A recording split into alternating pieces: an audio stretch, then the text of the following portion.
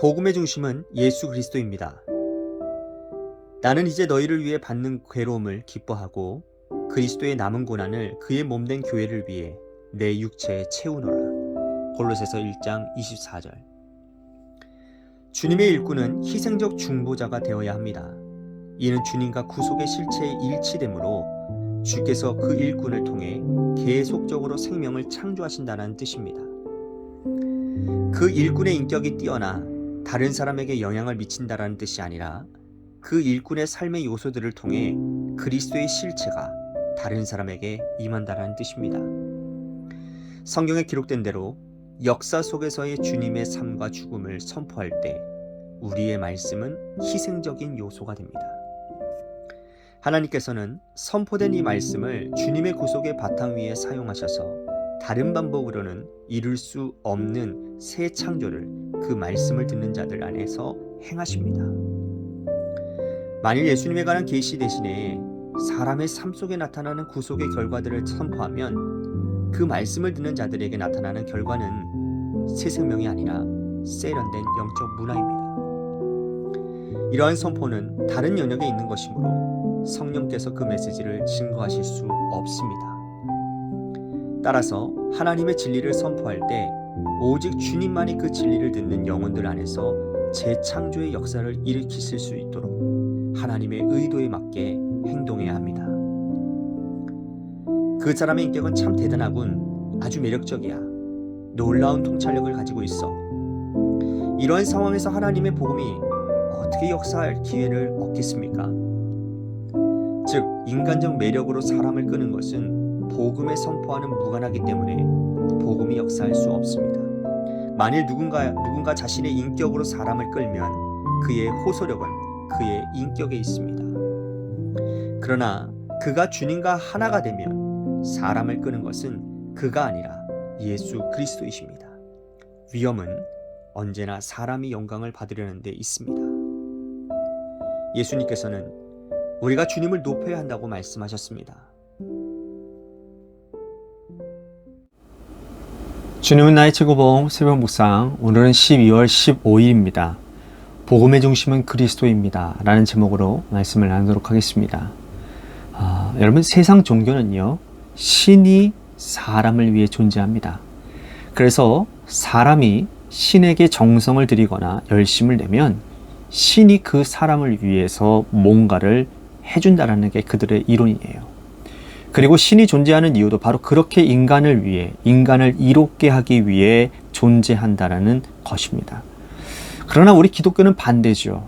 하나님이 나를 위해 존재하시는 것이 아니라 우리가 하나님을 위해 존재하는 거예요.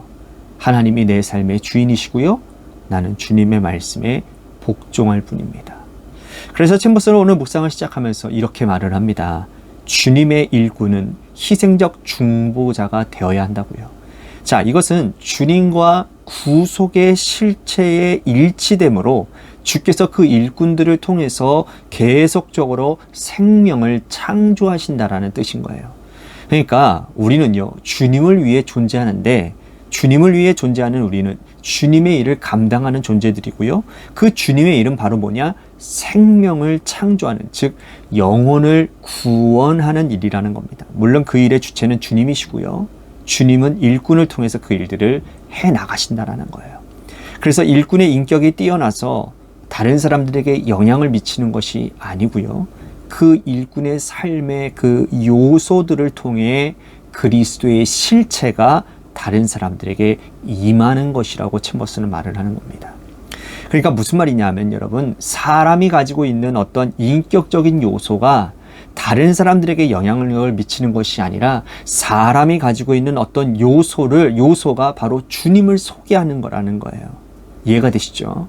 자, 이 차이를 여러분들이 좀 아시겠습니까? 그러니까 인격을 드러내느냐, 주님이 드러나시느냐, 이 두 차이라는 거예요. 나를 나타내고 내가 어떠한 영향력을 미치느냐가 아니고 나는 그냥 도구일 뿐이라는 겁니다. 나를 통해서 주님이 나타나야 된다, 이런 말인 거예요. 챔버스는 만일 예수님에 관한 계시 대신에 사람의 삶 속에서 나타나는 그 구속의 결과들을 선포한다면 그 말씀을 듣는 자들에게 나타나는 결과는 새 생명이 아니라 세련된 영적 문화라고 말을 합니다. 그러니까 본질을 전해야지 그 본질로 인해 나타나는 현상을 전해서는 안 된다라는 거예요. 그럼 이런 의미에서 본다면 간증도 굉장히 좀 조심스러운 것 같습니다. 왜 자꾸 간증을 원하는 걸까요? 뭔가 그걸 들으면 우리가 용기를 얻고, 그죠? 나도 그렇게 살면 저렇게 되겠지라고 하는 그런 이유 아니겠습니까? 사실 그런 게 중요한 게 아니고 주님이 나타나야 되는 건데 말이에요. 주님이. 우리가 전할 분은 오직 예수님 한 분입니다. 그리고 그분의 십자가와 부활만이 우리가 전할 복음이에요. 우리의 삶에 나타나는 현상들, 다시 말해서 하나님의 역사심으로 나타나는 현상들, 은혜들, 물론 그런 것들이 귀하고 복된 일이기는 하지만 분명히 주님이 하신 일이지만 그런 것이 전해지는 것의 중심이 되어진다면 그것은 본질이 흐려지게 된다는 겁니다. 하나님을 전하는 것이 아니라 하나님의 손을 전하게 되는 거예요. 그거는 제가 계속 말씀드리는 거지만 자칫 잘못하면 내가 중심이 되어서 나를 위해 일어난 현상을 전하게 될 수 있다는 겁니다. 제머슨이요, 그래서 하나님의 진리를 선포할 때에 오직 주님만이 그 진리를 듣는 영혼들 안에서 재창조의 역사가 일으키실 수 있도록 하나님의 의도에 맞게 행동해야 된다라고 말을 합니다.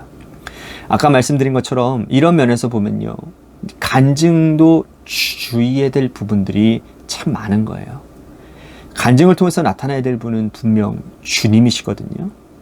주님이 내 삶에 어떻게 역사하셨는지, 주님의 은혜가 얼마나 큰지, 그 주님으로 인해서 내가 얼마나 많이 변화되었는지 이런 것들을 전해야 되는 것이 간증인데요. 그런데 주님보다 내게 일어나는 어떠한 현상, 일이 더 중심이 되어져 버리면 그거는 하나님의 영광을 가리우는 일이 되고요. 그것은 바로 본질을 흐리는 행위가 된다는 겁니다. 뿐만 아니라 사람이 자꾸 드러나려고 할 때가 있어요. 이 부분은 우리가 주님 앞에 설 때까지 우리는 끝까지 싸워야 될 부분입니다. 자칫 잘못하다 보면 어느새 내 이름, 내 모습, 심지어 내 경건의 행위까지 드러내고 싶어 할 때가 있어요. 분명 주님의 일을 한다고는 하면서도 내가 중심이 되어서 내가 인정받고 싶고 내가 나타나고 싶은 것이죠. 그러면 그거는 이미 하나님의 일이 아닌 거예요. 아니에요. 그리고 하나님의 역사, 하나님의 은혜, 그런 거 없어요. 챔버스는 사람의 인격, 통찰력, 매력이 나타나는 곳에서는 결코 하나님의 복음이 역사할 수 있는 기회를 얻을 수 없다라고 말을 합니다. 인간적 매력으로 사람을 끄는 것은 복음의 선포와는 무관하기 때문에 복음이 역사할 수 없는 거예요. 그러면서 만일 누군가가 자신의 인격으로 사람을 끌면 그의 호소력은 그의 인격에 있다라고 말을 합니다. 그러나 그가 주님과 하나가 되면 사람을 끄는 것은 그가 아니라 예수 그리스도시라는 거예요. 맞지요. 주님과 하나 된 사람은 이미 주인이 주님이십니다. 주님을 위해서 사는 사람인 거예요. 그리고 그러한 사람은 자기를 드러내려고도 또 인정받으려고 하지도 않습니다. 그저 주님의 일을 주님의 허락하심 안에서 주님의 뜻에 맞게 묵묵히 행할 뿐이라는 거죠. 그런 사람의 삶을 통해서 주님은 역사하는 거고요. 주님의 역사하심으로 영혼 구원의 놀라운 은혜가 있게 되는 것입니다. 제머스는요, 묵상 마지막에서 이런 말을 합니다. 위험은 언제나 사람이 영광을 받으려고 하는 데 있다고요. 예수님께서는 우리가 주님을 높여야 한다라고 말씀하셨습니다. 이렇게 말하면서 묵상을 맺는 거예요. 맞습니다. 여러분, 우리가 높여야 될 분은 오직 한 분, 예수님이십니다. 나를 높이려고 하는 순간 내가 주님께 가야 될 영광을 가로채려고 하는 그 순간 마귀의 역사가 시작이 되는 겁니다. 사랑하는 성도 여러분, 우리의 정체성을 올바로 깨닫고 삽시다. 마귀의 달콤한 유혹이 얼마나 위험한가를 깨닫고 살자고요.